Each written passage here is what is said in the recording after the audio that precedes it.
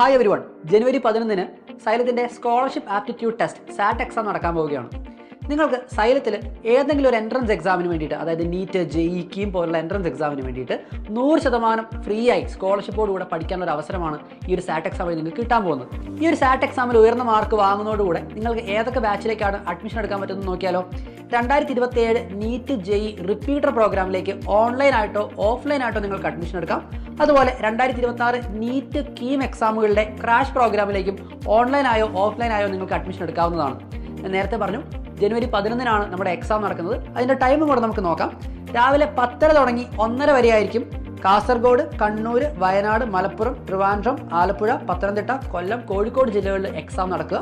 അതുപോലെ ഉച്ച കഴിഞ്ഞ് 1:30 തുടങ്ങി 4:30 വരെ ആയിരിക്കും പാലക്കാട്, എറണാകുളം, തൃശ്ശൂർ, ഇടുക്കി ആൻഡ് കോട്ടയം ജില്ലകളിൽ എക്സാം നടക്കുക. നിങ്ങൾ ആകെ ചെയ്യേണ്ട കാര്യം സ്ക്രീനിൽ കാണുന്ന QR കോഡ് ഉപയോഗിച്ച് നിങ്ങളുടെ രജിസ്ട്രേഷൻ കംപ്ലീറ്റ് ആക്കുക എന്നുള്ളതാണ്.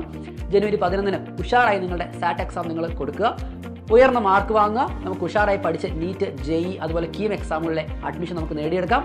All the very best.